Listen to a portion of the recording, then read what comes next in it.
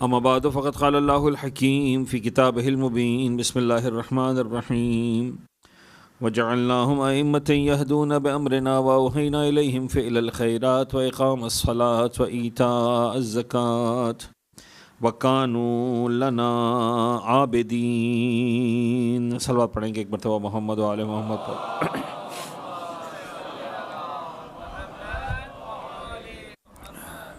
عزیزان گرامی، حسب عادت حسب وعدہ پہلا حصہ ہمارا جو ہے وہ فقہی مسائل کے حوالے سے ہوگا، تو وہ آپ کے سامنے عرض کر رہا ہوں۔ ایک صلوات پڑھ دیں گے پھر سے محمد و آل محمد پر۔ اللہم صلی علی محمد و آل محمد۔ چونکہ سوال بھی پوچھا گیا اور اس خواہش کا اظہار کیا گیا کہ اس مسئلے کو آپ کے سامنے پیش کروں، تو تھوڑا سا نماز جماعت کے حوالے سے ایک بات عرض کرنا چاہ رہا ہوں۔ نماز جماعت کے حوالے سے چونکہ ہم مشاہدات کی منزل سے گزرتے ہیں، تو ایک چیز جو میرے مشاہدے میں آئی، لہٰذا میں اس کو عرض کر رہا ہوں، وہ یہ کہ نماز جماعت پڑھتے وقت عام طور پر ایک تصور ذہنوں میں ہوتا ہے۔ والدین بھی جب بچوں کو سمجھاتے ہیں تو اسی طرح سے سمجھاتے ہیں، تو ایک تصور ہوتا ہے کہ نماز جماعت میں جو ہے وہ بس نماز جماعت میں شامل ہو جاؤ، پھر آپ نے کچھ نہیں کرنا، وہ گاڑی چل رہی ہے، وہ پیش امام اس گاڑی کو جو ہے وہ آخری اسٹاپ تک پہنچا ہی دیں گے، بس آپ جو ہے وہ سوار ہو جاؤ اس گاڑی میں جا کر۔ ایسا ہی نا، ہمیں کچھ نہیں کرنا، جو کرنا ہے وہ کس نے کرنا ہے؟ پیش امام نے کرنا ہے۔ سمجھانا یہ ہے کہ خیر جانتے ہیں، میں بچوں کے لیے سمجھا رہا ہوں تاکہ یہ تصور 100% غلط تصور ہے۔ اگر میں ایکسٹریم پہ جا کے ایک جملہ کہوں تو وہ سن لیں، اس کے بعد اس کی وضاحت کروں گا میں۔ وہ یہ کہ نماز جماعت میں بھی ساری کی ساری نماز آپ نے خود پڑھنی ہے۔ یہ ایکسٹریم جملہ ہے، مجھے معلوم ہے، ساری نماز خود پڑھنی ہے آپ کو۔ ہم تو یہ سوچ کے نماز جماعت میں جاتے تھے کہ بھائی اپنے کو 4 اللہ اکبر کہنی ہے، ایک سٹارٹ والی اللہ اکبر، 3 آخر والی اللہ اکبر، ہو گیا۔ ایسا نہیں ہے، پوری نماز آپ نے خود پڑھنی ہے۔ جو چھوٹ ہے، جو معافی ہے، وہ ہے پہلی رکعت اور دوسری رکعت میں پڑھی جانے والی الحمد اور اس کے بعد پڑھی جانے والی سورہ، بھئی یہ آپ کو نہیں پڑھنا۔ اس کے علاوہ ساری نماز خود پڑھنی ہے آپ نے، یعنی پہلی اللہ اکبر آپ کو خود پڑھنی ہے، رکوع میں جانے سے پہلے کہ اللہ اکبر بھی آپ کو خود پڑھنی ہے، پیشوام بھی کہیں گے، آپ بھی کہیں اللہ اکبر، پھر جائے رکوع میں، رکوع کا ذکر آپ نے خود پڑھنا ہے، سبحان ربی العظیم و بحمدہ پڑھیں، 3 مرتبہ سبحان اللہ پڑھیں، آپ کی مرضی۔ یعنی یہ ضروری نہیں ہے کہ آپ اسی انداز سے اور وہی ذکر پڑھیں جو پیش امام پڑھنا ہے۔ فرض کر لیں پیش امام 1 مرتبہ پڑھتے ہیں سبحان ربی العظیم و بحمدہ، آپ کی رفتار ذرا زیادہ ہے، آپ نے اسی دوران 3 مرتبہ پڑھ لیا سبحان ربی العظیم و بحمدہ، بہت اچھی بات ہے۔ آپ نے 1 مرتبہ سبحان ربی العظیم و بحمدہ ہی پڑھا اور اس کے بعد جو ہے وہ 3 مرتبہ سبحان اللہ بھی پڑھ لیا، بہت اچھی بات ہے۔ غور فرما رہے، ذکر رکوع خود کرنا ہے۔ اچھا، رکوع سے کھڑے ہوئے سمع اللہ لمن حمیدہ، پیش امام بھی کہیں گے، آپ نے بھی کہنا ہے، اگین اللہ اکبر، سجدے میں جان۔ یعنی میں آسان الفاظ میں کہوں کہ ساری نماز آپ نے خود پڑھنی ہے۔ سجدے کا ذکر خود پڑھنا ہے، سجدے سے اٹھ کے اللہ اکبر، استغفر اللہ، دوبارہ سجدے میں اللہ اکبر، دوسری رکعت میں ہے تو مثلا قنوت آپ نے خود پڑھنا ہے، تشہد آپ نے خود پڑھنا ہے، تیسری رکعت کی تسبیحات اربع آپ نے خود پڑھنی ہے، چوتھی رکعت کی تسبیحات اربع آپ نے خود پڑھنی ہے، تشہد خود پڑھنا ہے، سلام خود پڑھنا ہے۔ تو آسان الفاظ میں نے یہ کہا کہ آپ کو ساری کی ساری نماز خود پڑھنی ہے۔ یعنی جو ایک بیس جملہ آتا ہے نا، وہ یہ آتا ہے کہ نماز جماعت میں آپ نے کچھ نہیں کرنا، یہ جملہ غلط ہے۔ بیس جملہ یہ کہ سب کچھ خود کرنا، بس یہ نہیں کرنا۔ اچھا، وہ بھی اگر آپ کو جیسے فجر ہے، مغرب ہے، عشاء ہے، پیش امام بلند آواز سے پڑھنے، آپ کو آواز آ رہی ہے، آپ خاموشی سے سنیں الحمد اور سورہ۔ اگر ظہر اثر کی نماز ہے جہاں پیش امام کی آواز آپ کو نہیں آ رہی، تو وہاں پر آپ کے پاس آپشنز ہیں، 2 آپشنز ہیں۔ چاہیں تو آپ خاموشی سے کھڑے رہیں، آواز نہیں آ رہی پیش امام کی، کوئی بات نہیں، وہ پڑھ لیں، اور چاہیں تو آپ جناب علی ثواب ہے اس کے اندر کہ آپ کیا کریں، کوئی نہ کوئی ذکر کریں۔ الحمد سورہ کی اجازت نہیں ملے گی، کوئی نہ کوئی ذکر الحمدللہ پڑھتے رہیں، سبحان اللہ پڑھتے رہیں، صلوات پڑھتے رہیں، مثال کے طور پر استغفر اللہ پڑھتے رہیں، جو بھی آپ کو ذکر مناسب لگتا ہے جس سے آپ کنیکٹ کر سکیں اللہ کے ساتھ، آپ کو ایسا لگے کہ آپ خدا سے باتیں کرنا، بہت اچھا، کوئی سا بھی ذکر آپ کریں، آپ کو اجازت ہے۔ تو صرف وہ نمازیں جن میں آواز نہیں آ رہی، وہاں پر بھی یعنی ثواب یہی کہ کچھ نہ کچھ بولو۔ تو خلاصہ یہ ہوا۔ اچھا، اس میں ایک مسئلہ جو بطور خاص اہمیت کا حامل ہے،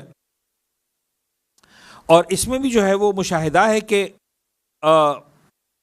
اگر معاملہ پتہ چل جائے تو شاید زیادہ بہتر طریقے سے، میں اب مشکل کر کے نہیں بتاؤں گا اس مسئلے کو، میں صرف آسان والا پہلو بتاؤں گا۔ نماز جماعت میں آپ شامل ہوتے ہیں تو پہلی رکعت میں بھی شامل ہو سکتے ہیں، دوسری میں بھی شامل ہو سکتے ہیں، اور اگر 3 رکعت یا 4 رکعت نماز ہے تو آپ تیسری رکعت میں بھی شامل ہو سکتے ہیں۔ اب اگر سارے کے سارے مسائل کی ہم بات کریں گے کہ نماز جماعت میں شامل کیسے ہونا ہے، تو وہ کافی طولانی مسائل ہیں، لیکن ایک بات ایک گائیڈ لائن کے طور پر یا ہنٹ کے طور پر یا ٹپ کے طور پر آپ مسئلے کو سن لیں۔ جب پیش امام تیسری رکعت میں ہیں اور آپ اس نماز جماعت میں شامل ہونا چاہتے ہیں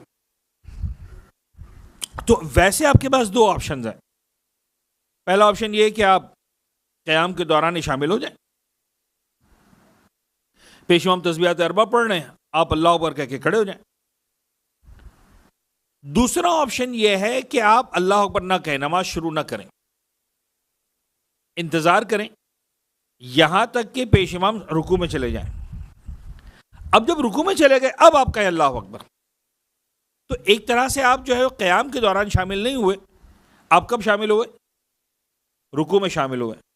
یہ دونوں آپشنز ہیں، قیام میں بھی شامل ہو سکتے ہیں، رکوع میں بھی شامل ہو سکتے ہیں، رکوع کے بعد شامل نہیں ہو سکتے، پھر وہ رکعت آپ کی گئی، اب آپ کو ملے گا آپشن چوتھی رکعت میں دوبارہ۔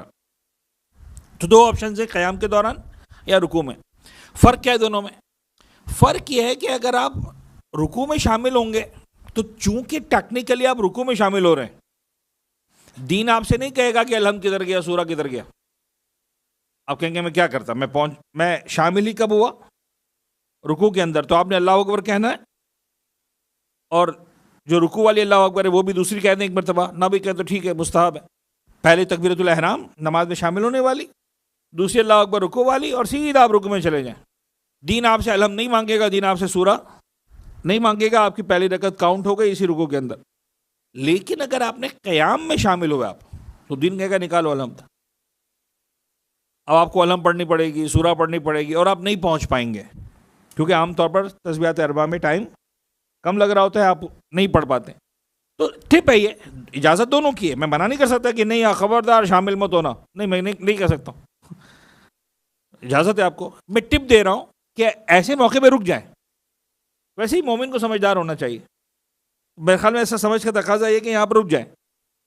جب پیش امام رکوع میں چلے گئے، اب آپ چونکہ اب آپ ٹیکنیکلی رکوع میں شامل ہو رہے ہیں، اب آپ پر سے الحمد اور سورہ معاف ہو چکا ہے، تکبیرۃ الاحرام کہیں، رکوع کی والی تکبیر کہیں، رکوع میں چلے جائیں، آپ کی نماز صحیح ہو جائے گی۔ ایک صلوات پڑھ دیں گے محمد و آل محمد۔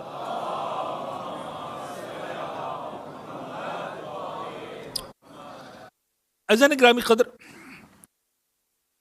کچھ آیتیں میں نے آپ کے سامنے پڑھی تھی کل بھی، اور 1-2 جملے اس حوالے سے بہت ساری باتیں ذہن میں تھی کہ کروں گا۔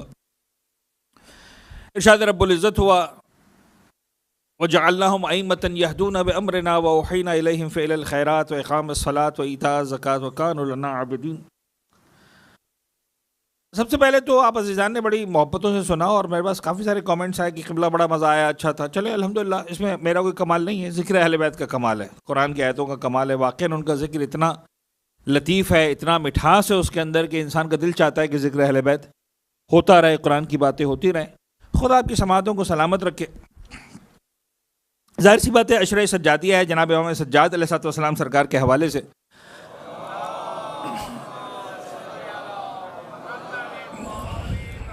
ہم نے اپنے موضوع کو رکھا ہے آپ کے سامنے، اور انشاءاللہ مزید جو ہمارے پاس کچھ دن ہیں اس کے اندر بہت ساری باتیں ہم کریں گے آپ کے ساتھ۔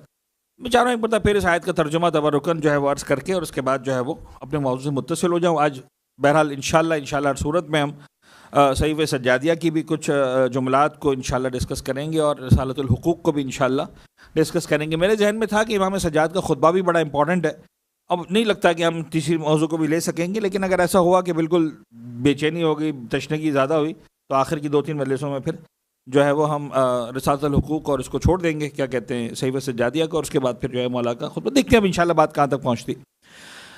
ارشاد رب العزت ہوا وَجَعَلْنَاهُمْ أَئِمَّةً يَهْدُونَ بِأَمْرِنَا، ہم نے انہیں امام بنایا، ان انبیاء کرام کو، جناب ابراہیم و اسحاق وغیرہ کا تذکرہ ہے پہلے، ہم نے ان کو امام بنایا، الَّذِينَ يَهْدُونَ بِأَمْرِنَا، جو فریضہ ہدایت کو انجام دیتے ہیں لیکن اپنی مرضی سے نہیں کرتے۔ یہدون بامرنا، یہ ہمارے امر سے ہدایت کرتے ہیں۔ اور یہ بات اہم ترین نقطہ ہے جو میں سمجھتا ہوں کہ پورے عالم اسلام میں اہل بیت یا اطہار کے ماننے والوں کو ممتاز کرتا۔ ہم اسی معاملے پر یوں سمجھ لیجئے کہ ثابت قدم ہے، پابرجا ہے، کہ جہاں بھی ہدایت الہیہ کی باری آئے گی تو ہدایت کے لیے منصب پر وہی بیٹھے گا جو پروردگار عالم کی طرف سے منصوص ہو۔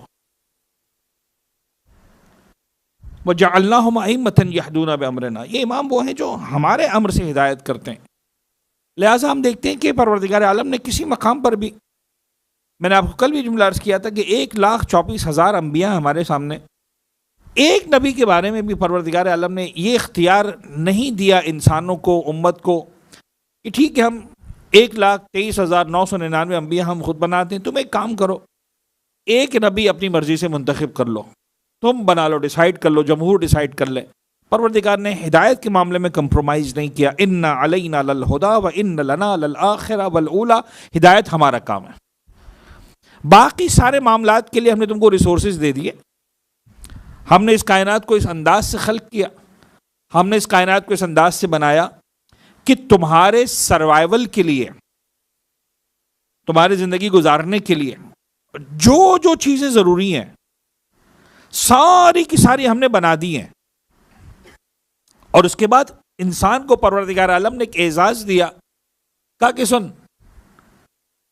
وَسَخَّرَ لَكُم مَّا فِي السَّمَاوَاتِ وَمَا فِي الْأَرْضِ، اے انسان تیرے لیے ہم نے تسخیر کر دیا جو کچھ آسمانوں میں، جو کچھ زمین میں۔ اور آپ دیکھیں آج کا انسان مریخ پہ زمینیں بیچنے کی بات کر رہا ہے کہ صاحب میں زمینیں خریدوں گا بھی اور بناؤں گا بھی اور مالک بھی بنوں گا اور بیچوں گا بھی اور پلاٹنگ بھی کروں گا، پتہ نہیں کیا کیا ہونے والا۔ خدا کہتا ہے اوکے، ہم انسان ایجاد کچھ نہیں کر رہے ہیں، ہم جو کر رہے ہیں وہ دریافت ہے۔ بنایا اس نے ہے، ایجاد اس نے کیا ہے، وجود اس، دیکھیں ایجاد کرنا، اچھا لفظ ایجاد اردو میں کسی اور معنی میں ہوتا ہے تو میں سمجھا دوں میں کہنا کیا چاہ رہا ہوں۔ لفظ ایجاد نکلا ہے وجود سے، وجود اس نے دیا ہے، دریافت ہم نے کیا ہے۔ ہم نے بجلی بنائی نہیں ہے، پروردگار نے بجلی بنائی تھی، ہم نے دریافت کی ہے۔ ساری بات پہنچ رہی؟ ہم تیل بناتے نہیں ہیں، تیل بنایا تھا خدا نے، ہم نے دریافت کیا، اس کو ہم پروسیس کرتے آگے بڑھاتے ہیں، ورنہ اصل میں بنانے والی ذات کون سی ہے؟ رب العزت کی ذات ہے۔ تو انسان کا کام جو ہے ڈسکوریز ہے، ٹھیک ہے، اس کے اندر جناب علی وہ نت نئے جوڑ جاڑ کر جناب علی اور بھی نئی چیزیں اس کے اندر سے نکال لیتا ہے، لیکن ایکچولی را مٹیریل کہاں سے آیا ہے؟ پروردگار کے پاس سے آیا۔ سخر لکم ما فی السماوات و فی الارض۔ تو باقی ساری کائنات کا سیٹ اپ اپنی جگہ، ہدایت کے معاملے میں پروردگار کہتا ہے نہیں، یہ ہم تمہارے پر نہیں چھوڑیں گے، تم کھاؤ تمہاری مرضی سے، پہنو تمہاری مرضی سے، رہو مکانات میں تمہاری مرضی سے، چلنا پھرنا سفر سواری سب کچھ، آسمانوں میں اڑو، ہیلی کاپٹرز ہو گئے، جہاز ہو گئے، سب تمہاری مرضی ہے، ہم اس معاملے میں انٹرفیئر بھی نہیں کریں گے، منع بھی نہیں کریں گے، جو تمہیں آسان لگتا ہے، جو تمہیں اچھا لگتا ہے، جو تمہیں ترقی لگتی جاؤ کرتے رہو۔ لیکن جب ہدایت کی باری آئے گی نا تو ہم تمہاری ذہانتوں پر حرف آخر کی سند نہیں دیں گے، وہ جو حرف آخر کی سند ہے وہ ہماری طرف سے نمائندہ، ہمارا معصوم نمائندہ ہی آخر میں حرف آخر کی سند دے گا۔ اذان گرامی میری سمجھ میں نہیں آتا، امامت میرا موضوع نہیں ہے، بطور خاص امام سجاد پر ہمیں بات کرنی ہے، لیکن آپ غور کریں کہ میں سوچا کرتا تھا، اچھا اگین آج 21ویں صدی میں آنے کے بعد کچھ باتیں ہمیں سمجھ میں آتی، ہم سمجھتے کہ ہم سمجھ گئے، ممکن ہے جناب علی 31ویں صدی کے اندر آ کر جو ہے وہ اگلا انسان کہے، آج سے مزید 1000 سال گزرنے کے بعد، فرض کرنے خدا نہ خواستہ اگر میرے مولا کا ظہور نہیں ہوا، کوئی گارنٹی تو نہیں ہے، ہم سب بڑے پر امید ہے، کہتے ہیں، باتیں آتی ہیں کہ صاحب ظہور کا وقت آ گیا ہے، اللہ کرے کہ آ گیا، یعنی اس سے بڑی حسرت کیا ہوگی، اس سے بڑی خواہش کیا ہوگی، اس سے بڑی دعا کیا ہوگی، اس سے بڑی تمنا کیا ہوگی، معبود ہمارا یعنی مولا کو ظہور کر دے میرے معبود بس. واللہ یعنی یہ دل کی آخری دعا حسرت، بلکہ میں نہیں سمجھتا ہوں صرف میری اور آپ کی، شاید کائنات زبان بے زبانی سے مانگ رہی ہے اس منجی عالم بشریت کو کہ پالنے والے بھیج دے اس انسان کو، اس ذات کو جسے تو نے عالم کے لیے، پوری انسانیت کے لیے نجات دہندہ بنا کر اپنے پاس رکھا ہوا ہے. یہ اور بات ہے کہ خیر اگین یہ موضوعات نہیں ہے، لیکن اب بات آ گئی تو جملہ کہ پروردگار عالم کا بظاہر جو روایات کا خلاصہ ہے زمانے کے امام کے حوالے سے، وہ یہ ہے کہ جب تک تم اس میچورٹی کے لیول پر نہیں پہنچو گے پروردگار عالم زمانے کے امام کو نہیں بھیجنے والا. اب وہ میچورٹی کب آنے والی ہے وہ میرے اور آپ کے پیرامیٹر سے ڈیسائیڈ نہیں ہوگا. یعنی ہم کہیں پروردگار ہم نے تو سنا تھا یملأ الارض قسطا وعدلا بعدما ملئت ظلما وجورا، پالنے والے ہمیں معصومین نے یہی بتایا ہے کہ وہ زمین کو عدل و انصاف سے بھر دیں گے جیسے وہ ظلم و جور سے بھری ہوئی ہوگی. یہی ہے نا. تو اب میں کہوں کہ پالنے والے آج کا دن آ گیا ہے، وہ جو کہا تھا نا ظلم و جور سے بھری ہوگی، بھر گئی ہے. میرے اور آپ کے معیار کے مطابق بھر جائے وہ معیار نہیں ہے، پروردگار نے جو معیار مقرر کر کے رکھا ہے وہ معیار. ہمیں رب العزت کو سمجھانا نہیں ہے، ہمیں رب العزت کو بتانا نہیں ہے، ہمیں وہاں سے سیکھنا ہے. ہاں اور اس کی بارگاہ میں دعا کرنے کا اختیار ضرور ہے. اور افضل اعمال امتی انتظار الفرج، افضل اعمال یہ ہے کہ تم دعا کرتے رہو، زمانے کے امام کا انتظار کرتے رہو، اور الحمدللہ کسی نہ کسی انداز سے ہم اپنی ذمہ داریاں پوری کرتے ہوئے انتظار کر رہے ہیں. خیر بات کہیں سے کہیں نکلتی جائے گی. تو وجعلناہم ائمۃ یہدون بامرنا واوحینا الیہم فعل الخیرات، ہم نے وہی کی دیکھو نماز پڑھتے رہنا، نماز قائم کیے رہنا، واقام الصلاۃ وایتاء الزکوٰۃ، زکوٰۃ دیتے رہنا. میں نے آپ سے ایک جملہ کہا تھا کہ میں زکوٰۃ کے حوالے سے کچھ باتیں کروں گا، تو آج تھوڑی سی باتیں زکوٰۃ کے حوالے سے کر لیتے ہیں، جلدی سے 5 منٹ میں کوشش کرتے ہیں مکمل کر دیں. ایک صلوات پڑھیں گے محمد و آل محمد پر.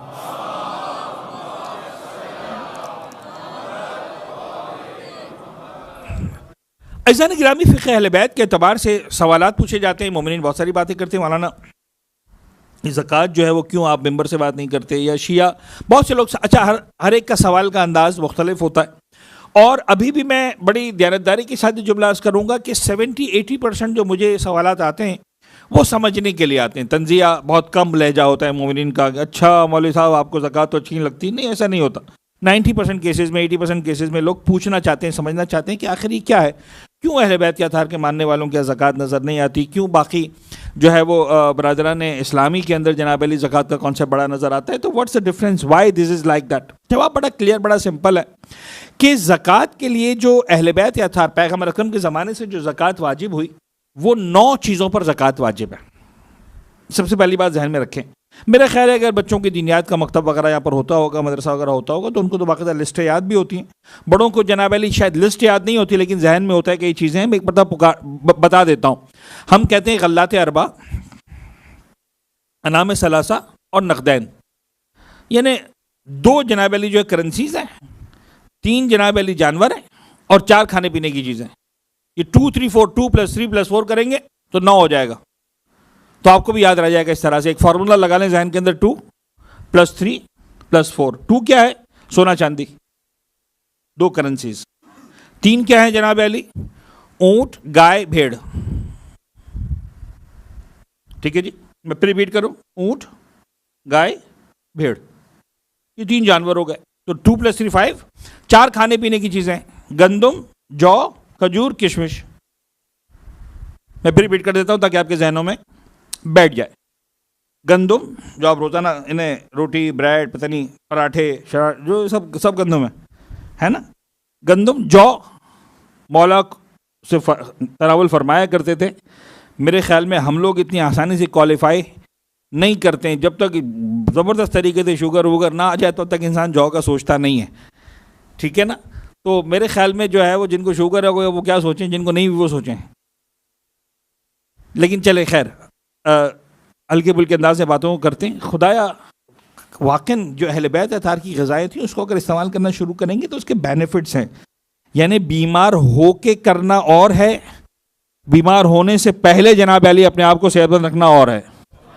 اب میں سمجھتا ہوں کہ اہل بیت اطہار کی بتائی ہوئی تعلیمات ہیں، تو ممتا ہے کہ ممبر سے کبھی اس طرح کی باتیں بھی ہوں. تو گندم، جو اور دو جناب علی ایک طرح سے چیزیں وہ تھی جو روٹی کے ساتھ کھانے کی ہوتی تھی، جو زمانے میں بڑی رائج تھی، کھجور اور کشمش. تو کھجور بھی کھائی جاتی تھی روٹی کے ساتھ اور کشمش بھی کھائی جاتی تھی. تو یہ 4 غذائیں. تو گندم جو کھجور، یہ اب 2+3+4 کریں گے تو 9 بن جائیں گی. سونا چاندی، گائے بھیڑ اور اونٹ، گائے اور بھیڑ، گندم جو کھجور اور کشمش، ان 9 چیزوں پہ زکوٰۃ واجب ہے. اچھا ان 9 چیزوں پر جو زکوٰۃ واجب ہے تو ہر ایک کی جناب علی شرائط ہیں کہ بھئی اونٹ پر زکوٰۃ کون نکالے گا، گائے پر زکوٰۃ کون نکالے گا، بھیڑوں پر زکوٰۃ کون نکالے گا. تو اگر آپ فقہ کی کتاب کھولیں گے تو آپ کو لمبی چوڑی داستانیں نظر آئیں گی.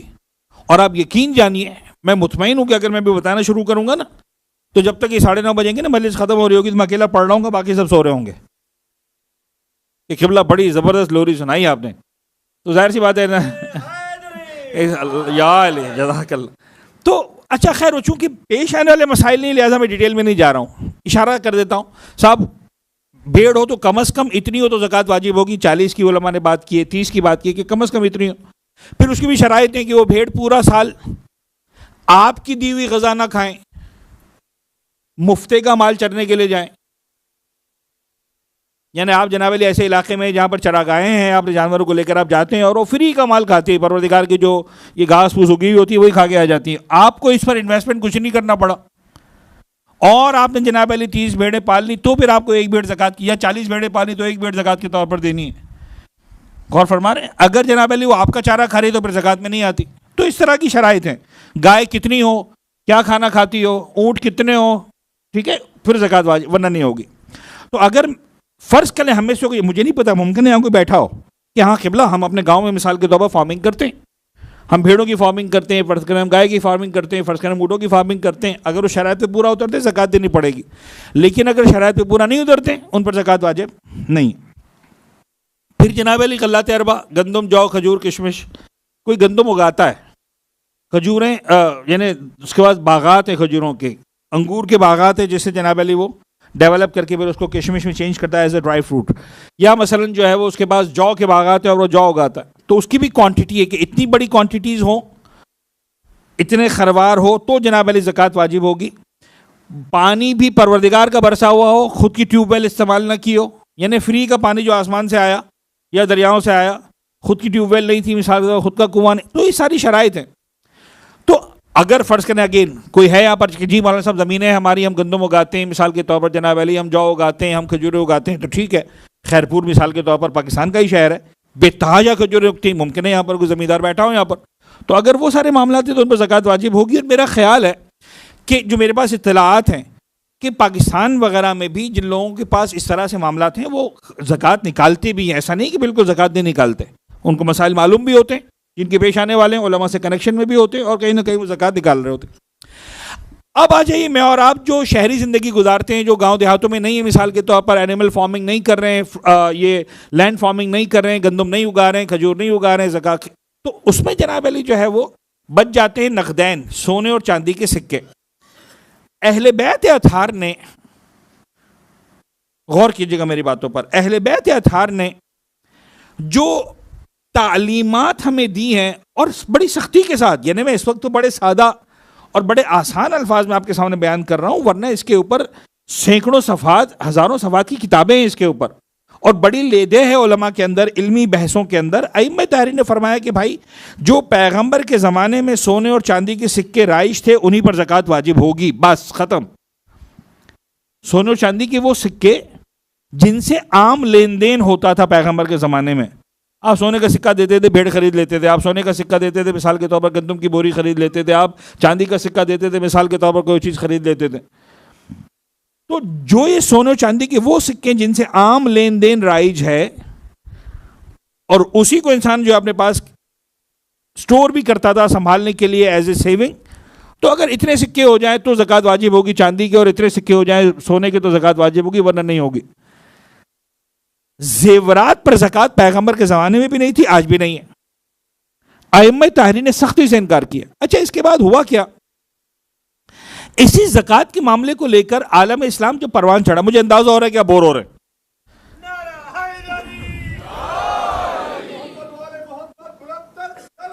اللہم صلی علی محمد وآل محمد. اچھا مجھے پتہ ہے یعنی یہ معاملات ہر ایک کس انٹرسٹ کے نہیں ہیں، لیکن ایک مرتبہ میں چاہ رہا ہوں کہ ایک مرتبہ اس کو شروع کیا ہے تو تھوڑا سا ایک منزل تک پہنچا دوں. جو کنکلوژن ہے وہ آپ انشاءاللہ محظوظ ہوں گے، بڑا زبردست ہے. یعنی اسی زکوٰۃ کے معاملے نے عالم اسلام کے ایک بہت بڑے معاملے کو حل کیا ہوا ہے، وہ میں عرض کروں گا تو آپ بڑے محظوظ ہوں گے. علمی ایک بات ہے اور بڑا زبردست معاملہ جو حل کیا ہوا ہے. تو خیر ابھی تک کی بات کر رہے تھے سونے چاندی کے سکے. اچھا اب ہوا کیا زکوٰۃ کے معاملے کو لے کر، جب عالم اسلام میں وسعت پیدا ہوئی اور جناب اچھا اس زمانے میں پیغمبر مکہ مدینہ میں گھوڑوں کی تعداد نہ ہونے کے برابر تھی.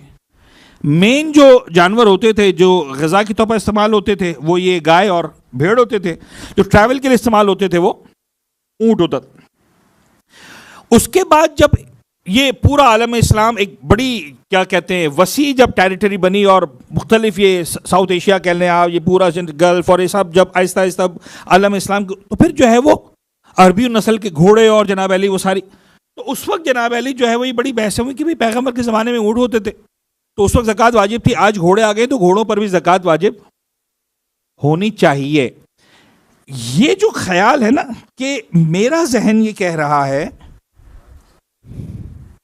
اب تک ہم کیا بات کر رہے تھے؟ پروردگار کہہ رہا ہے، اور اب شروع کہاں سے ہوئی بات؟ میرا ذہن کہہ رہا ہے. تو سوال مکمل کرنے سے پہلے جواب آ گیا نا بھائی. دین تمہارے ذہن کا نام نہیں ہے، دین پروردگار کی بتائی ہوئی بات کا نام ہے. آسان سی بات ہے نہیں، اس میں کوئی لمبی چوڑی راکٹ سائنس تو ہے نہیں.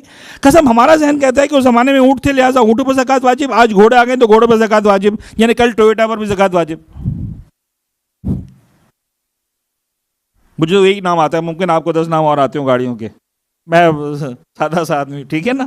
اچھا تو ائمہ طاہرین نے اپنے زمانے میں سختی سے مخالفت کی، کا خبردار اپنے دماغ کو دین میں مت لگاؤ، یا اپنے دماغ کا بنایا ہوا دین کا حصہ مت بناؤ. شریعت نے جو باؤنڈریز مقرر کی ہیں اس کو آپ کراس نہیں کر سکتے. خلاصہ یہ ہوا کہ صاحب مثال کے طور پر جناب علی آپ کے علاقے میں چاول کھایا جاتا ہے، نہیں صاحب چاول پر زکوٰۃ واجب نہیں ہوگی. آپ کے علاقے میں چاول زیادہ اگتا ہے، بھائی پیغمبر کے زمانے میں گندم تھا، جو تھا، یہاں پر چاول ہے، یہاں پر مثلا چنا ہے، یہاں پر مثلا دال ہے، کچھ بھی ہوتا رہا. تمہاری بیسک فوڈ کیا ہے اسے غرض نہیں ہے. پیغمبر اکرم نے، دین نے، پروردگار نے ان 4 چیزوں پر زکوٰۃ واجب کی ہے. تو کھانے کی 4 چیزیں، 3 جانور، 2 جناب علی نقدیں سونے چاندی کے وہ سکے. تو یہ پھر عالم اسلام میں بعد میں بڑی بحثیں ہوئی کہ ٹھیک ہے آج جناب علی سونے چاندی کو ریپلیس کر دیا ہے کرنسی نوٹ نے. تو مجھے نہیں پتا، یعنی میں آپ کو بڑی دیانتداری کے ساتھ کہہ رہا ہوں، میں حوضے میں ہو کر آیا ہوں، 15-17 سال بزرگان کی جو ہے وہ جوتیاں سیدھی کر کے آیا ہوں الحمدللہ. بڑے بڑے بزرگان کے ساتھ بیٹھنے کا موقع ملا. تو ہم مسئلہ یہ ہے کہ اہل بیت اطہار کے جو دین پروان چڑھا ان 1400 سالوں میں، ہمیں اپنے ذہن کو لگانے کی اجازت نہیں ہے. زمانے کے وہاں آ کر کہتے ہیں کہ بھائی درہم پہ زکوٰۃ دینا ہے، دے دیں گے. بھائی مولا کہ مثلا جو ہے وہ ڈالر پہ زکوٰۃ دینا ہے، دے دیں گے. روپے پہ زکوٰۃ دینا ہے، دے دیں گے. لیکن ہمیں نہیں پتا ہے نا، ہمیں مولا سے لڑنا نہیں. مولا اچھا یہ تو آپ نے جو ہے پیغمبر کے دین کو چینج کر رہے ہیں. بابا اولنا محمد، آخرنا محمد، اوسطنا محمد، کلنا محمد، وہ جو کہہ دے وہ دین ہے. ہم جو انہیں سکھائے وہ دین نہیں ہے. وہ حجت خدا ہے، وہ کہہ دیں. لیکن آج کے دور میں علمی اعتبار سے ریسرچ مکمل ہے کہ صاحب سونے اور چاندی کے ان سکوں پر زکوٰۃ واجب ہے، باقی زکوٰۃ واجب نہیں. تو پریکٹیکلی جو شہری زندگی گزارتے ہیں، چونکہ ان کے پاس لینڈ فارمنگ نہیں ہے، کھانے پینے کی چیز پر زکوٰۃ نہیں. چونکہ ان کے پاس اینیمل فارمنگ نہیں ہے، اونٹ گائے بھیڑ کی مطلب فارمنگ نہیں کر رہے ہیں، ان پر زکوٰۃ واجب نہیں ہے. سونے چاندی کے وہ سکے جن سے آج دنیا میں کہیں ایگزسٹ نہیں کرتے، وہ صرف عجائب گھر میں ایگزسٹ کرتے ہیں. ورنہ آج وہ سکے جن سے لین دین ہوتا تھا، آج جو گولڈ کوائنز آپ لوگ بائی بھی کرتے ہیں مثال کے طور پر گولڈ سوق سے، تو وہ جناب علی ٹھیک ہے 10 گرام 100 گرام 1 گرام 2 گرام، وہ جناب علی ایسا نہیں کہ جیسے آپ کا روز مرہ کی بنیاد پر لین دین رائج ہو، یا کسی جگہ پر جا کے گروسری کر سکے کہ صاحب میں سونے کے سکے سے جا کے گروسری کروں گا، یا مثال کے طور پر سونے کے سکے سے جا کر میں کپڑے خرید کے آؤں گا. تو یہ جناب علی زکوٰۃ خود بخود ختم ہو جاتی ہے. ایک بات یہاں تک ہو گئی زکوٰۃ کی بات. اب آئیے ایک انتہائی اہم بات، اور پھر وہ تیسری بات کہ جس پر میں نے کہا تھا کہ معاملات سوال ہوں گے، وہ یہ بات کہ قرآن مجید میں زکوٰۃ کا لفظ تقریباً، جو مجھے ایگزیکٹلی اس وقت میں مطالعہ یہ والی چیز نہیں دیکھی، لیکن تقریباً جو ہے وہ 50-60 مقامات پر زکوٰۃ کا لفظ آیا ہے. اور اکثر مقامات پر نماز کے ساتھ آیا ہے قرآن زکوٰۃ کا لفظ، اقیموا الصلاۃ وآتوا، یہاں پر بھی اسی آیت میں بھی یہی ہے، اقام الصلاۃ و ایتاء الزکوٰۃ۔ اس میں سے تقریباً آدھے مقامات، لگ بھگ 30 ان سوروں میں آیا ہے جو مکی سورے ہیں، اور تقریباً آدھے مقامات وہ ہیں جو مدنی سورے ہیں۔ اچھا میں نے جملہ کہہ دیا، آپ نے سن لیا، اب آئندہ جب قرآن میں پڑھیں تو آپ غور کیجئے گا، کہیں زکوٰۃ کا لفظ آئے تو دیکھیے گا یہ سورہ، کیونکہ ہر سورے کے آغاز میں جب بسم اللہ لکھیے وہاں پر لکھا ہوتا ہے سورہ مکی ہے یا مدنی ہے، تو یہ بات بڑی امپورٹنٹ ہے علمی اعتبار سے کہ مکی سورے میں زکوٰۃ کا لفظ آیا کہ مدنی سورے میں آیا۔ کیوں امپورٹنٹ ہے؟ تقریباً 25-30 مقامات وہ ہیں جہاں پر مکی صورتوں کے اندر قرآن کا یہ زکوٰۃ کا لفظ آیا ہے۔ اس سے فرق کیا پڑے گا؟ صاحب فرق یہ پڑے گا کہ مکہ میں تو زکوٰۃ واجب ہی نہیں ہوئی تھی۔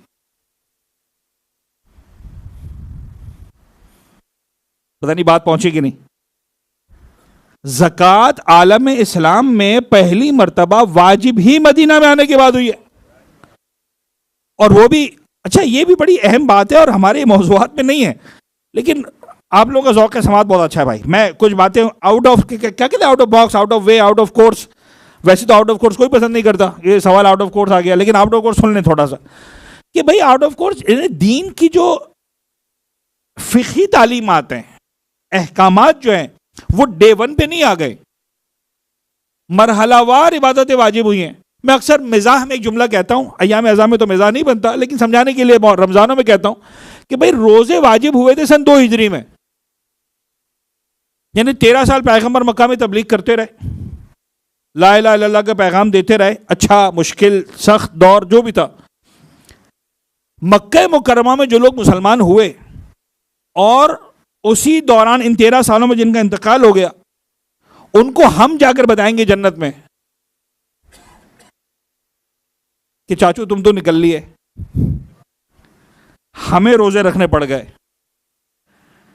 تمہیں تو پتہ ہی نہیں چلا روزے کیا ہوتے ہیں۔ مدینے میں آنے کے بعد بھی دوسرے سال جا کر روزے واجب ہوئے، یعنی پہلے سال پیغمبر ربیع الاول کے مہینے میں، اسی مہینے کے سفر کے اینڈ میں جناب علی جو ہے پیغمبر نکلے، شاید پہلی یا دوسری ربیع الاول کو ہجرت کر کے نکلے، اور تقریباً مڈ آف ربیع الاول میں پیغمبر اکرم کی ہجرت مکمل ہوئی ہے۔ تو ربیع الاول، ربیع ثانی، جمادی الاول، جمادی ثانی، رجب، شعبان، رمضان آیا، روزے واجب نہیں ہوئے۔ دوسرا سال ہجرت کا جب آیا تب پہلی مرتبہ شعبان کے مہینے میں روزہ واجب ہونے کی آیتیں نازل ہوئیں، اور پیغمبر اکرم کو خطبہ دینا پڑا۔ اب مسلمان جو ابھی ان میں سے بہت سارے نو مسلم تھے، نئے مسلمان ہوئے تھے مدینہ والے، کسی کو 6 مہینے، کسی کو 8 مہینے، کسی کو 2 مہینے، کسی کو 1 مہینے۔ اب اللہ کے رسول کہہ رہے دیکھو یار تم مسلمان ہو گئے، اب تمہیں روزے بھی رکھنے ہیں۔ اچھا پہلے بتانا ہوتا ہے نا۔ تو اب پھر وہ پیغمبر کا وہ جملہ خطبہ شعبانیہ اس کا نام ہے، جو پیغمبر نے شعبان کے آخری جمعے میں، نماز جمعہ والے میں آخری جمعے میں پیغمبر نے ایک زبردست خطبہ دیا، اور اس میں بتایا کہ دیکھو اے لوگو تمہاری طرف یہ مہینہ آ رہا ہے، اور بڑا شاندار خطبہ ہے جو علماء عام طور پر رمضان کے مہینے بیان کرتے ہیں۔ چلیں بات کہیں سے کہیں پہنچ گئی، تو یہ جو احکامات ہیں تدریجاً واجب ہوئے ہیں، فرام دا ڈے 1 واجب نہیں ہوئے تھے۔ تو ہوا یہ جناب علی کی زکوٰۃ تو بعد میں واجب ہوئی ہے۔ تو مکہ کے اندر جتنی مرتبہ قرآن نے کہا ہے کہ اقیموا الصلاۃ وآتوا الزکوٰۃ، یہ کون سی زکوٰۃ ہے؟ تو سرکار یاد رکھیے گا کہ جس زکوٰۃ کا لفظ قرآن کے ساتھ میں نماز کے ساتھ بار بار استعمال ہوا ہے، اس زکوٰۃ کا مطلب ہے صدقہ۔ بڑی ذمہ داری کے ساتھ عرض کرنا ہوں ممبر سے، اس زکوٰۃ کا مطلب ہے صدقہ، جس کو آپ نارمل چیریٹی کہتے ہیں۔ تو مجھے بتائیے ایمانداری سے کوئی ایک ہے یہاں پر جو کلیم کر سکے کہ آج تک میں نے صدقہ نہیں دیا؟ الحمدللہ اہل بیت کا ماننے والا جتنا غریب ہو، مجلسوں میں ہم اتنا سنتے ہیں کوئی کچھ نہیں کر سکتا، تھوڑا سا صحیح صدقہ ضرور دیتا ہے، زندگی میں صدقہ نکالتا ہے۔ تو کل سے کبھی دل چھوٹا نہ کرے کہ ہم نے زکوٰۃ نہیں دی، آپ نے زندگی بھر زکوٰۃ دی ہے۔ تو ایک صلوات پڑھے نا قبولیت کے لیے انشاءاللہ۔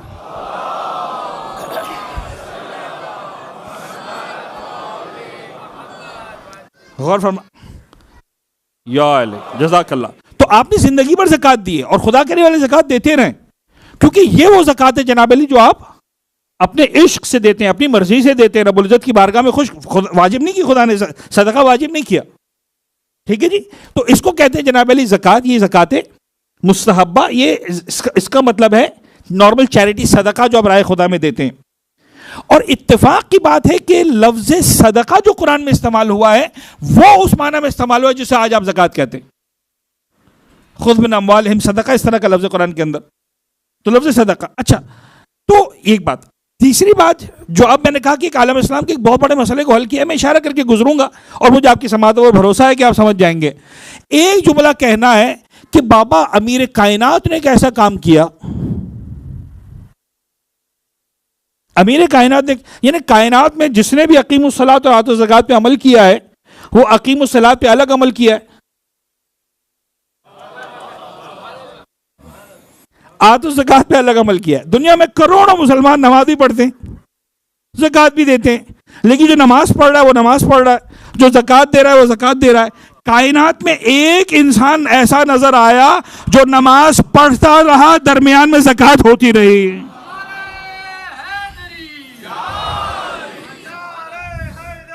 یا علی یا حق ہے, جزاک اللہ جی. اور عجیب بات ہے کہ اس معاملے نے عالم اسلام کے ایک بہت بڑے مسئلے کو حل کیا ہے. یار تم مولوی کو مولا کیوں کہتے ہو؟ اس لیے کہ قرآن کہتا ہے. دیکھو مولا کا لفظ آسان الفاظ میں جو لفظ ولی ہے نا, اسی طرح مولا آپ ولی کہتے ہیں ایک ہی معنی ہے, مولا کہتے ہیں ایک ہی معنی ہے. انما ولیکم اللہ, اسی مسئلے میں تو ہے بھائی.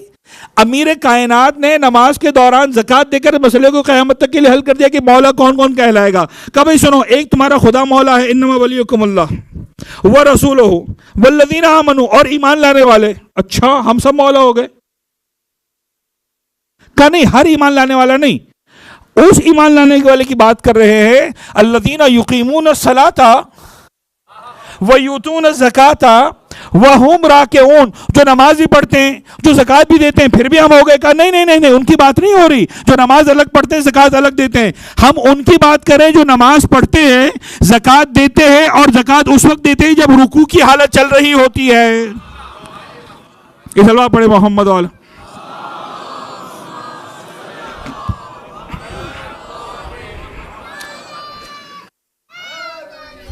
یا علی جزاک اللہ, آباد رہیں جی, آباد رہیں. اور اسی طرح مولا کے ذکر پر جو ہے خوش ہوتے رہیں. یہ حیات ہماری یہی ہے. یحزنون لحزننا ویفرحون لفرحنا. اہل بیت اطہار نے یہی کہا کہ بابا دیکھو, ہماری جب غم کی باری آئے تو تمہارے دلوں پر جو ہے وہ غم طاری ہو جائے, ہماری خوشی میں تمہاری خوشیاں ہو. تو اہل بیت کا نام لے کر خوشی ہماری زندگی ہے. اچھا عجیب مسئلہ یہ ہے کہ یہاں پر عرض کروں کہ یہاں پر مولا کائنات نے زکوٰۃ میں کیا دیا؟ الذین یؤتون الزکاۃ وہم راکعون, کیا دیا تھا؟ درہم تو نہیں دیا تھا, دینار تو نہیں دیا تھا, اپنے ہاتھ کی انگوٹھی مولا کائنات نے دی تھی. فیصلہ ہے شریعت اہل بیت کا کہ انگوٹھی پہ زکوٰۃ واجب نہیں ہے.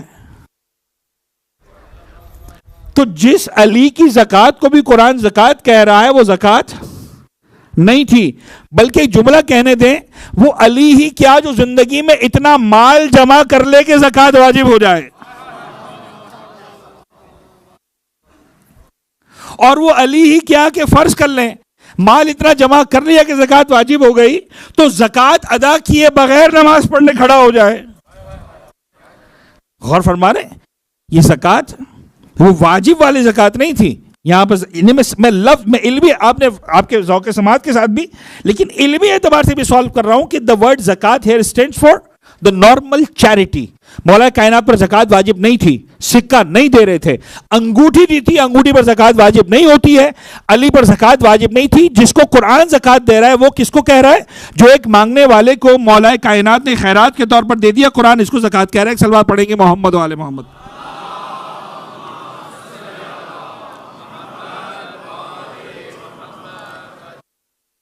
عزیزان گرامی, میں اب جو ہے وہ کیونکہ وعدہ ہے اور میں نہیں چاہ رہا ہوں کہ اس وعدے کو, لیکن اسی تھوڑی سی تمہید میں چاہ رہا ہوں کہ آج رسالۃ الحقوق پر ہم بات نہیں کر سکیں گے, لیکن صحیفہ سجادے کی پہلی دعا, پروردگار کی حمد و ثنا پر یہ دعا ہے. تو تھوڑا سا ایک چھوٹا سا بیک گراؤنڈ, اس کی انشاءاللہ وضاحت آئے گی بعد میں, لہٰذا بالکل تاکہ ایک ذہن تیار ہو جائے اور اس کو ہم تھوڑا سا سنیں, اور اس کے بعد بھی دیکھیں انشاءاللہ ذکر مصائب جس کے لیے ہم یہاں پر اصولاً آتے ہیں. چوتھے امام سرکار کی جو زندگی ہے سن 38 ہجری 38 ہجرہ میرے مولا کی ولادت ہوئی. تھوڑا سا ہسٹری کی ٹائم لائن کو آپ ذہن میں رکھیے گا تو میں بات سمجھا پاؤں. 5 شعبان کا دن عام طور پر منایا جاتا ہے چوتھے امام سرکار کی ولادت کے لیے. اور بھی تاریخیں بتائی جاتی ہیں لیکن زیادہ تر مشہور ہے. 5 شعبان کو ولادت ہوئی 38 ہجری. تو 38 ہجری کے بعد 2 سال کے بعد امیر کائنات کی شہادت ہو گئی. یعنی میرے مولا امیر المومنین کی شہادت، دادا کی شہادت کب ہوئی ہے؟ سن 40 ہجری میں. کہاں پر؟ کوفے میں. چوتھے امام کی ولادت کہاں پر ہے؟ مدینہ منورہ میں. تو میرے پاس کوئی تاریخی شاہد گواہ نہیں ہے یا کوئی مجھے ایسا ایویڈنس نہیں ملا، ہسٹوریکل ایویڈنس، کہ میں کہہ سکوں کہ چوتھے امام کو مولا کائنات کی زیارت بھی نصیب ہوئی ہے اس 38 ہجری سے لے کر اس 60 ہجری، کیونکہ مولا چلے گئے تھے. صفین اور نہروان اور جمل اور سارے واقعات پیش آ رہے تھے. تو مولا کی تقریباً زندگی کے آخری چند سال سارے کے سارے وہاں پر کوفے میں گزرے. ممکن ہے مولا کسی کام سے ان ایام میں اگر مدینہ تشریف لائے ہوں اور چند دنوں کے لیے یا چند گھنٹوں کے لیے مولا کائنات کی ملاقات ہوئی ہو تو، ورنہ میرے پاس کوئی ہسٹوریکل ایویڈنس نہیں ہے کہ چوتھے امام سرکار کی ملاقات مولا کائنات سے ہوئی اپنی زندگی میں. بڑا مشکل کا دور ہے، ظاہر سی بات ہے. مولا کائنات کی شہادت اگر آپ تھوڑا سا بھی ذہن میں لائیں گے اور آپ تھوڑا سا وہ اس کورس آف ہسٹری کو دیکھیں گے کہ جنگ جمل ہو رہی ہے، صفین ہو رہی ہے، پھر جمل ہو رہی ہے، پھر نہروان ہو رہی ہے، تو بڑا مشکل دور تھا مولا کائنات کے لیے. اور وہ مسلسل جو ہے تکلیف کے ایام تھے. اس کے بعد جیسے ہی مولا کائنات کی شہادت ہوتی ہے رمضان کے مہینے میں، اس کے 5-6 مہینے کے اندر امام حسن مجتبیٰ کا سیز فائر ہوتا ہے، سولو سائن کرتے ہیں، اور اس کے بعد مولا آ جاتے ہیں دوبارہ کہاں پر؟ مدینہ منورہ میں. اب اس کے بعد یہ وہ دور ہے جو ایک طرح سے شاید میں کہوں کہ تھوڑا سا ایک آسانی کا دور ہے، تھوڑا سا ایک جو ہے وہ کم تکلیفوں کا دور ہے. پھر جس کے اندر آپ امام حسن مجتبیٰ کی قبر جو ہے وہ دسترخوان کی باتیں بھی سنتے ہیں تفصیل کے ساتھ کہ میرے مولا نے کس انداز سے. تو وہ دسترخوان ظاہر سی بات ہے کہ مولا امیر کے زمانے میں بھی تھا اور اس کے بعد بھی جناب علی دوبارہ قائم و دائم تھا. 50 ہجری میں آ کر امام حسن مجتبیٰ اس دار فانی سے رخصت ہوتے، جامع شہادت نوش کرتے، میرے مولا اس دنیا سے جاتے ہیں. سرکار سید الشہداء کی زندگی کا آغاز ہوتا ہے. تو یوں کہہ لیجئے کہ میں یعنی جتنا میں نے مطالعات کیے، جتنا کتابوں کو دیکھا، بچپن کے واقعات نہ ہونے کے برابر ہے. یعنی اتنے بزرگ ہستیوں کا شیڈو ہے. ایک طرف امام حسن مجتبیٰ ہے، ایک طرف سید الشہداء ہیں، مولا عباس ہیں، پورا بنو ہاشم کا خاندان، قمر بنو ہاشم. تو وہاں پر جو ہے وہ اچھا کربلا کے واقعات تک آتے آتے 38 ہجری کے اعتبار سے چوتھے امام کی عمر مبارک کتنی بنتی ہے؟ میکسیمم 22 سے 23 سال. یعنی چوتھے امام سرکار کا سن مبارک بہت زیادہ نہیں ہے. 22-23 سال کی جوانی کے سن میں مولا سید سجاد نے کربلا کے واقعات کو اپنی نگاہوں سے دیکھا ہے. اور اس عمر کے اندر ویسے ہی انسان کی جو ہے وہ ایک جذباتی کیفیت الگ ہوتی ہے، انسان کی ایک زندگی الگ ہوتی ہے. واللہ میری سمجھ میں نہیں آتا کہ میرے مولا سید سجاد اس دور میں، اس حالت میں، اس قریشی جوان نے کس طرح سے شام غریبہ کے منظر کو دیکھا ہے، کس طرح سے میرے مولا نے جو ہے وہ واقعات کربلا کی بات کو دیکھا ہے. یعنی میں تو یعنی جتنے بھی عقلی اعتبار سے کوشچنز آتے ہیں وی ریمین ان آنسرڈ. یعنی کوئی نہیں سمجھ میں آتا کہ یہ کیسے ہوا. یہ صرف الہی طاقت، الہی جو پروردگار کی طرف سے جو اقتدار یا اختیار جو اہل بیت اطہار کو نصیب ہوا ہے اپنے وجود پر بھی، اور اسی کا ایک نمونہ نظر آتا ہے. لیکن بہرحال وہ سید سجاد. اس کے بعد کربلا کے واقعات رائٹ فرام یعنی امامت کے آغاز، اس پر میں چونکہ ڈیٹیل میں کچھ حد تک بات کرنے والا ہوں لہٰذا بھی نکل رہا ہوں کہ دوسرے دور کا آغاز ہوتا ہے امام کے شام غریبہ میں یا عصر عاشور میں، جب مولا حسین جامع شہادت نوش کرتے ہیں اور سرکار امام زین العابدین جو ہے وہ امامت کی ذمہ داریوں کو سنبھالتے ہیں. وہاں سے آغاز ہوا چوتھے امام کی امامت کا. وہ دوسرا دور ہے میں سمجھتا ہوں کربلا، عصر عاشور سے لے کر مدینہ منورہ کی واپسی تک ایک الگ ہی دور ہے جہاں پر ایک بیمار ساربان، ایک جناب علی سید سجاد، جناب علی جو اس پورے کاروان کو لے کر، کبھی آپ غور کیجئے گا کہ آپ ایک ایسی جگہ پر ہوں جہاں آپ کے ارد گرد صرف خواتین ہوں، آپ اکیلے مرد ہوں. میں ویسے عرض کرنے کے لیے کہہ رہا ہوں اس کو. ہمارے جاننے والے تھے، بزرگ تھے، وہ 7 بیٹیوں کے باپ تھے. تو وہ یہ کہتے تھے کہ بیٹا میں جب دسترخوان پہ بیٹھتا تھا کہ تمہیں اندازہ نہیں ہے میری ساری زندگی مصائب تھی. میں روزانہ صبح ناشتے پر دسترخوان پہ بیٹھوں, میرے ساتھ 8 خواتین بیٹھی ہیں, جن میں سے 7 میری بیٹیاں ہیں, ایک میری شریک حیات ہے. میں لنچ پر بیٹھوں, 8 خواتین میرے ساتھ بیٹھی ہیں. میں ڈنر پر بیٹھوں, کوئی ظلم نہیں کر رہا, کوئی تماشا نہیں مار رہا, کوئی ردا نہیں چھین رہا. کہ یہی کافی ہے کہ میرے ساتھ کوئی بات کرنے والا مرد نہیں ہے میرے ساتھ.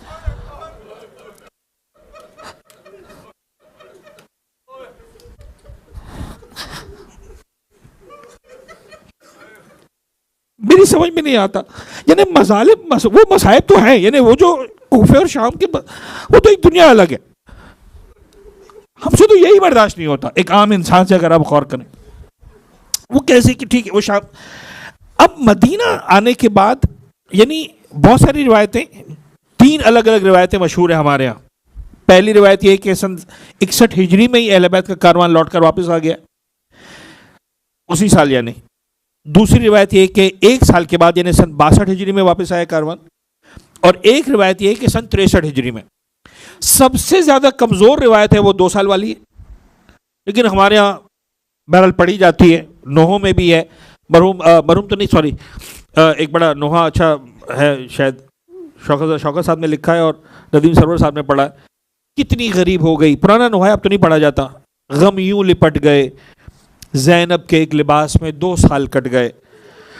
تو یہ جو جملہ ہے, یہ شعر ہے, یہ اس روایت کے پس منظر میں ہے کہ یہ فرض کیا جائے کہ اہل بیت اطہار 2 سال تک شام کے زندان میں رہے اور اس کے بعد جو ہے بی بی لوٹ کر مدینہ منورہ آئی. تو سب سے کمزور روایت 2 سال والی ہے.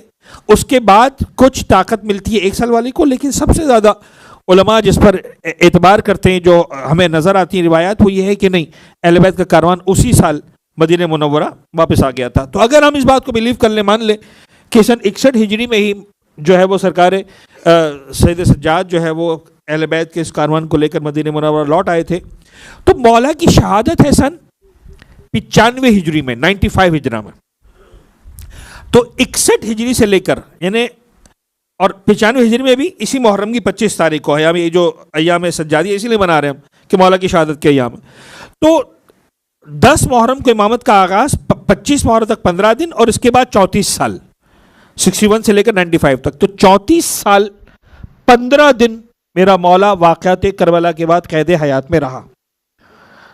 اچھا, ان 34 سال 15 دنوں میں امام معصوم ہیں, حجت خدا ہیں, اس کائنات پر اقتدار اور اختیار رکھنے والی شخصیت ہے کہ جن کو پروردگار کی طرف سے ہدایت انسانیت کے لیے بھیجا گیا. اب تھوڑا سا اس پس منظر کو دیکھیں کہ ان ایام میں چوتھے امام کن مشکل حالات سے گزرے, تو آپ کو اندازہ ہوگا. اگر آپ سے سوال پوچھا جائے کہ آپ کو پتہ ہے تاریخ اسلام میں وہ وقت کب آیا جب مدینہ منورہ میں مسجد نبوی میں 3 دن تک فوج کے گھوڑے بندھے رہے, نماز کو تو آپ بھول جائیں, وہ گھوڑے گندگی کرتے رہے, اپنی غلاظتیں ڈالتے رہے مسجد کے اندر. مدینہ آزاد کر دیا گیا فوج کے لیے, سینکڑوں ہزاروں لوگوں کو قتل کر دیا گیا, سینکڑوں ہزاروں خواتین کی عصمت دری کی گئی. یہ واقعہ کب پیش آیا؟ تو اس کا آسان جواب یہ ہے کہ یہ واقعہ چوتھے امام کے زمانے میں پیش آیا, واقعات کربلا کے تقریباً فوراً بعد, 62 یا 63 ہجری میں. ایسے حالات ہیں, یعنی آپ یہ مت سمجھیں گے کربلا میں شہادتوں کے بعد آسانی کا دور شروع ہو گیا تھا, نہیں. کربلا کے واقعات کے بعد یہ مدینہ منورہ میں ہو رہا ہے. اس کے فوراً بعد اگر آپ سے سوال پوچھا جائے کہ وہ دور کب ہے جب پہلی مرتبہ ظالموں نے خانہ کعبہ کو منجنیق کے گولوں سے مسمار کر دیا, اجاڑ دیا, تباہ کر دیا, توڑ دیا, تو یوں سمجھ لیجئے کہ یہ کارنامہ بھی نان مسلمز کے ہاتھ میں نہیں آیا. میں اس سے زیادہ سخت الفاظ استعمال نہیں کر سکتا. یہ کارنامے بھی عالم اسلام نے کیا چوتھے امام کے دور میں. اب آپ ذرا غور کیجئے کہ ظلم، طاقت، اقتدار کے نشے میں عالم اسلام کے حکمران کہاں تک پہنچے ہوئے ہیں کہ ان کی نگاہوں میں مسجد نبوی کی حرمت نہیں ہے، خانہ خدا کی حرمت نہیں ہے، اور چوتھے امام کو دین کا پیغام پہنچانا ہے. بس مجھے تمہید کرنی تھی. اب دیکھیں تھوڑا سا میں ایک دو جملے کہہ دیتا ہوں تاکہ میری نیت بھی پوری ہو جائے، وعدہ بھی پورا ہو جائے کہ ہم نے جو ہے وہ تھوڑا سا تو امام نے جو ایک راستہ اختیار کیا، اب میں ڈیٹیل میں جاؤں گا تو وہ بات پھر نکل جائے گی. ایک جو راستہ اختیار، ظاہر سی بات ایک راستہ عزاداری کا ہے جو سب سے اہم ترین راستہ تھا، میرے مولانا نے اختیار کیا. لیکن اس کے بعد جو ایک اور اہم راستہ اختیار کیا وہ تھا دعائیہ ادب، یعنی امام نے دعاؤں کے ذریعے دین پہنچایا. یعنی ایسا نہیں کہ آپ کہیں کہ ہمارے اصل میں بچے الگ الگ انداز سے سوال کرتے ہیں. اچھا تو چوتھے امام کو دعائیں پڑھنے کا شوق تھا، مولا حسین کو شوق نہیں تھا، امام حسین مجتبیٰ کو شوق نہیں تھا، امام صادق امام باقر کو شوق نہیں تھا. بابا سب دعائیں پڑھتے تھے، وہ دعائیں کرتے تھے. دعائیں ایک الگ انداز تھا، وہ ایک الگ ادب ہے. مفاتیح امام کو دعائیں ملیں گی، مولا حسین کی دعا عرفہ ملے گی، ایک الگ کمال پر. مولا سید سجاد کی دعاؤں کو جب آپ بات کریں گے تو آپ کو سمجھ میں آئے گا کہ ان دعاؤں کا لیول ہی الگ ہے. اس میں ان دعاؤں کے الفاظ، اچھا کوئی یعنی بنو امیہ کی مثال کے طور پر جاسوسی کر رہے ہیں، وہ کیا کریں گے جاسوسی؟ چوتھے امام کی بات ہی بیٹھے ہیں کہ نا یہ آدمی گریا کرتا ہے اپنے بابا پر یا یہ دعائیں مانگتا ہے، کچھ کام ہی نہیں. ان دعاؤں کے اندر توحید ہے، ان دعاؤں کے اندر نبوت ہے، ان دعاؤں کے اندر امامت ہے، ان دعاؤں کے اندر مکارم اخلاق ہیں، ان دعاؤں کے اندر احکامات ہیں، ان دعاؤں کے اندر سائنس ہے، ان دعاؤں کے اندر آفاق کی بات ہے. کس بلندی پر ہے. لیکن بہرحال ہم پہلے مرحلے پر پہلی دعا کو لیتے ہیں کیونکہ امام کا جو انداز ہے، جب بھی کوئی دعا مانگتے تھے جب تک رب العزت کی مدح و ثنا نہیں کرتے تھے آگے نہیں بڑھتے تھے. لہٰذا پہلی دعا ومن دعاء وکان من دعائه علیہ السلام اذا ابتدع بالدعاء بدأ بالتحمید للہ عز وجل والثناء علیہ فقال. خدا عالم کے حمد و ثنا اس انداز سے کرتے تھے الحمدللہ. اچھا مجھے اور آپ کو اگر حمد و ثنا کرنی ہو خدا کی کیسے کریں گے؟ الحمدللہ. اور آگے لفظ بڑھانے کی بات کریں تو کیا کریں گے؟ الحمدللہ رب العالمین. ہمیں اس کے علاوہ اور کیا آتا ہے؟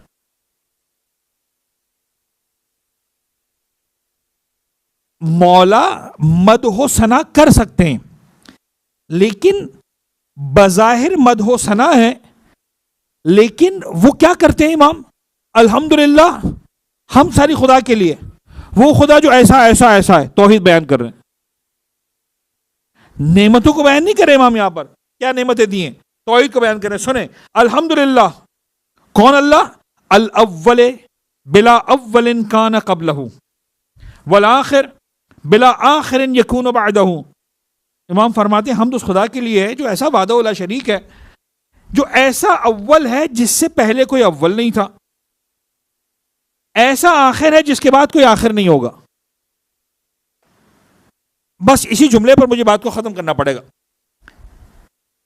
ایسا اول ہے جس سے پہلے کوئی اول نہیں تھا. ایزان تھوڑا سا مشکل باتیں سنیں گے نا.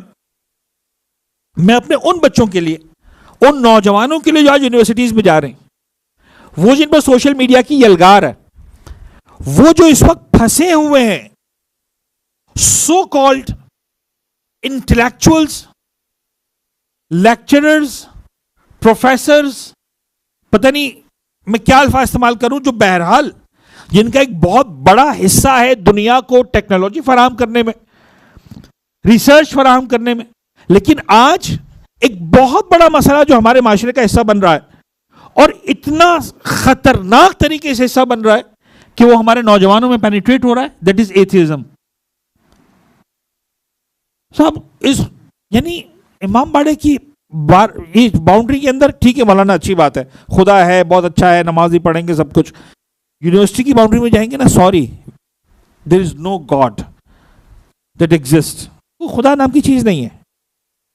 یہ ایک کبھی نشہ کہا گیا ہے اس کو کہ صاحب یہ جناب علی وہ نشہ ہے جو انسانی ذہن کو مطمئن کر دیتا ہے کہ بھائی جب کچھ سمجھ میں نہیں آیا نا ڈال دو کسی کے کھاتے میں. ایک طاقت ہے جھاپ جو ایسا اور ویسا ختم ہو جانا, بس تو بس تمہیں کیا ہوگا, سکون مل جائے گا.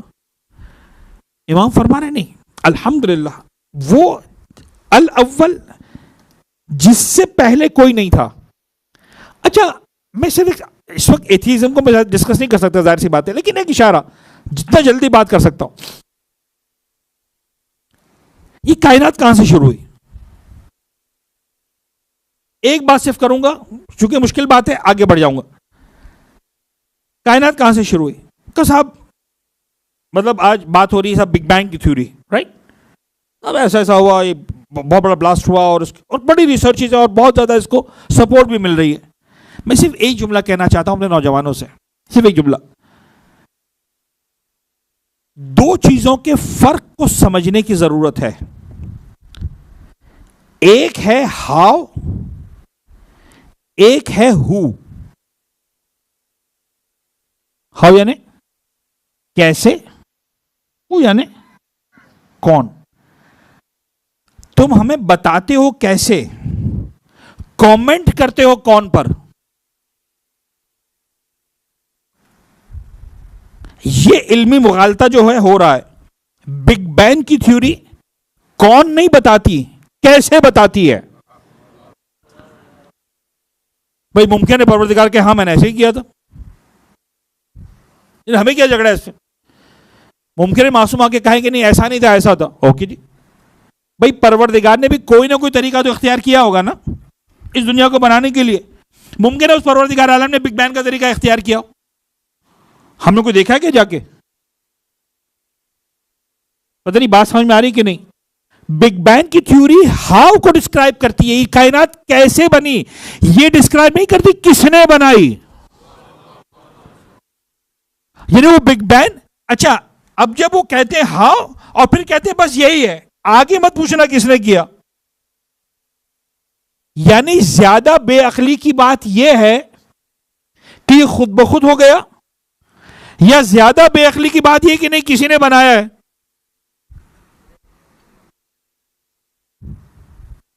پتہ نہیں بات سمجھ میں آ رہی کہ نہیں.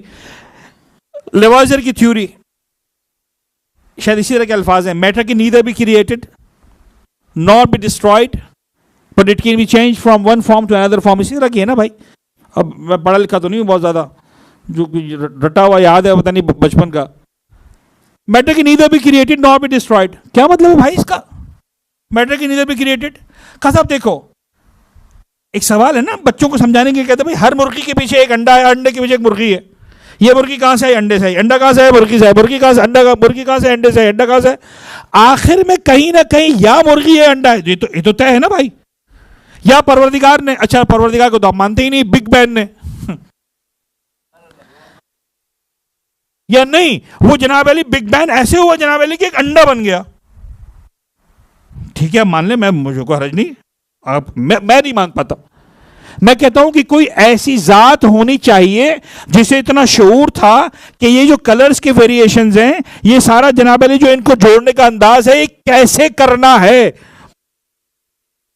تو اتنا طے ہوا کہ سائنس بھی کہتی کہ یار ایک جگہ پر آ کر مت کہنا کہ اس کو کس نے بنایا. میٹر کی نیدر بھی کریٹڈ, اس کو بنایا نہیں جا سکتا, اس کا مطلب یہ ازل سے ہے. ہر چیز کے بارے میں سوال کرنا, یہ کہاں سے آئی, ہم بتاتے جائیں گے یہاں سے آئی, یہاں سے آئی, یہاں سے آئی. جب آخر میں جا کے میٹر پہ پہنچیں گے تو ہم کہیں گے کہ اٹ کی ناٹ بی کریٹڈ, اس کو بنایا نہیں جا سکتا. یعنی یہ وہ چیز ہے جو ہمیشہ سے موجود تھی. اوکے, تو میں بھی تو یہی کہہ رہا تھا کہ ایک چیز ہے جو ہمیشہ سے موجود ہے. تو اگر میں کہہ رہا تھا کہ ایک چیز ہمیشہ سے موجود ہے, تمہیں برا لگ رہا تھا. اب تم خود مجھے کہہ رہے ہو کہ ایک چیز ہمیشہ سے موجود ہے. اچھا اب فرق کیا ہے مجھ میں اور تم میں؟ فرق یہ ہے کہ تم کہہ رہے ہو کہ جو چیز ہمیشہ سے موجود ہے وہ میٹر ہے, بے جان مادہ ہے, اور میں کہہ رہا ہوں کہ جو چیز ہمیشہ سے موجود ہے اس کے پاس عقل ہے, طاقت ہے, قدرت ہے. تو مان تو تم بھی رہو ایک چیز کو ازلی, مان میں بھی رہا ہوں ایک چیز کو ازلی. تو ایسے کیسے ہو سکتا ہے کہ تم ایک چیز کو ازلی مانو تو تم عقل مند کہلاؤ, اور میں ایک چیز کو ازلی مانوں تو مثال کے طور پر جو ہے وہ نشاور کہلاؤں؟ غور فرما رہے, یہ ہے اسٹیفن ہاکنز اسی سال اسی صدی میں اس کا انتقال ہوا، بلکہ خودکشی کر کے مر گیا. ہی چوز ٹو ڈائی. جو لوگ اس سے انٹرسٹ رکھتے ہیں انہیں معلوم ہے. خدا کو نہیں مانتا تھا. کیوں نہیں مانتا تھا؟ کہتے مجھے خدا نہیں ملا. یہاں پر آ کر اب مشکل باتیں بس ختم، بہت ہو گیا. ایک جملہ کہہ کے مسائل پر آ جاتا ہوں. میں کہتا ہوں بدبخت نے خدا کو نہیں مانا، تیری دلیل یہ تھی مجھے خدا نہیں ملا. تیرا پرابلم یہ نہیں تجھے خدا نہیں ملا، تیرا پرابلم یہ تجھے علی نہیں ملا. تیرا پرابلم یہ تجھے محمد نہیں ملے، تیرا پرابلم یہ تجھے حسین نہیں ملے. تجھے کہ مل گئے ہوتے نا، تیرا پرابلم ہے تجھے سید سجاد نہیں ملا، اس لیے تو خدا تک نہیں پہنچ سکا. اگر تجھے علی مل گئے ہوتے، تجھے محمد مل گئے، تجھے حسین ابن علی مل گئے ہوتے، تجھے سید سجاد مل گئے ہوتے، تجھے خدا مل گیا ہوتا. اور جن کو خدا مل جاتا ہے نا زن گرامی، کوئی سید سجاد سے آ کر پوچھے، کوئی سید سجاد سے آ کر پوچھے، یعنی خدا گواہ، خدا ہم سب کی عزاداریوں کو قبول کرے. یعنی ظاہر سی بات ہے کہ جو یہ ایام ہے اس میں غم کی وہ کیفیت نہیں ہوتی ہے جو عاشور کے دن ہوتی ہے. ایسا ہے کہ نہیں ہے؟ عاشور ہے، 364 دن ایک طرف، عاشور کا دن ایک طرف. انسان ایک درد کے عالم میں سوچ رہا ہوتا ہے کربلا میں کیا ہو رہا ہوگا. ایسا ہی نا جسے خدا ملتا ہے نا، میں آؤں گا مصائب پر، میں ایک جملہ کہہ کر. اور اس کے بعد جب پورا دن غم کے عالم میں گزرتا ہے، مجلس میں، ماتم میں، سینہ زنی میں، اور اس کے بعد ایک وقت آتا ہے جب ہم شام غریبہ کی مجلس سنتے ہیں، اس کا بھی ایک الگ درد ہے. جب شام غریبہ کے واقعات صرف بتائے جاتے ہیں ہمیں، برداشت نہیں ہوتا. میرا ایک دوست آپ سے عرض کروں، عجیب ہے، وہ کہتا تھا روحانی، میں کوشش کرتا ہوں 9 محرم کے بعد نہ سوؤں، اتنا تھک جاؤں کہ شام غریبہ سے پہلے نیند آ جائے. خدا کی قسم عجیب ہے. میں نے کہا رہا ایسا کیوں سوچتے شام غریبہ کے بغیر؟ کہ یار میں کیا کروں، مجھ سے برداشت نہیں ہوتا، مجھے لگتا ہے کچھ ہو جائے گا مجھے. یعنی آج صدیاں گزرنے کے بعد شام غریبہ سننے کا حوصلہ نہیں ہے. سید سجاد اس ہستی کا نام ہے جس نے اپنی آنکھوں سے شام غریبہ دیکھی.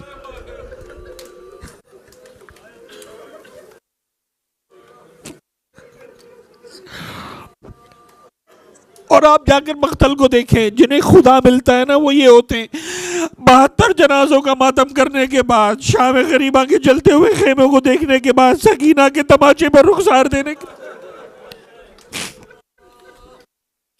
زینب کا کھلا سر دیکھنے کے بعد، پوری رات میرا مولا سید سجاد کربلا کی گرم ریت پر عبادت میں سجدے شکر میں پڑا رہا.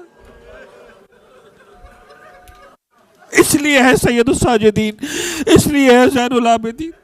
مطلب بات یہاں تک آ گئی تو یہی مصائب کا ایک جملہ آپ کے سامنے پڑھ دوں، ایک مختصر سے روایت پڑھوں. عجیب بات ہے، 2 ہستیاں ہیں شام غریبہ کے منظر میں جن کے بارے میں ملا کے ساری رات عبادت میں گزاری ہے.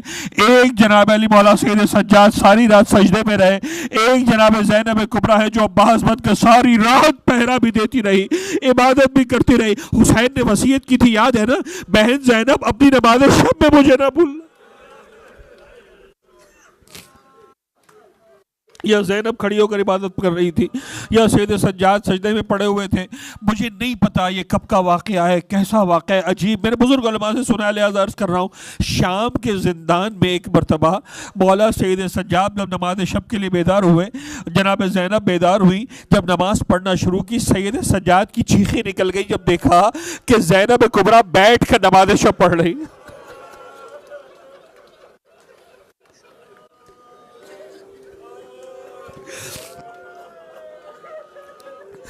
خدا نازوں کو قبول کرے. بس میں نے مجلس مکمل کی، بیٹھ کر نماز شب پڑھ رہی ہے. سید سجاد رو پڑے، بھوپی اماں کیا بات ہے، آپ بیٹھ کر نماز کیوں پڑھ رہی ہیں، اس جملے کا مطلب سمجھتے ہو؟ سید سجاد کہتے ہیں بھوپی اماں میں جانتا ہوں اللہ نے آپ کو اتنی ہمت دی ہے، کربلا میں 3 دن کی بھوک اور پیاس آپ کو نہیں بٹھا سکی، حسین کے جنازے پر ماتم آپ کو نہیں بٹھا سکا، رخسار سکینہ پر تماچے آپ کو نہیں بٹھا سکے، اکبر کے کلیجے نے آپ کو اتنا کمزور نہیں کیا، جلتے ہوئے خیموں نے آپ کو نہیں بٹھایا. بی بی اما یہ شام کے زندان میں آپ بیٹھ کر کیوں نماز پڑھ رہی ہے؟ جیسے ہی سنا سید سجاد نے جملہ، جناب زینب طلب کر کہتی بیٹا سید سجاد، شام کے سپاہی جو کھانا پانی دیتے نا وہ بہت کم ہوتا ہے، کئی دن گزر گئے علی کی بیٹی نے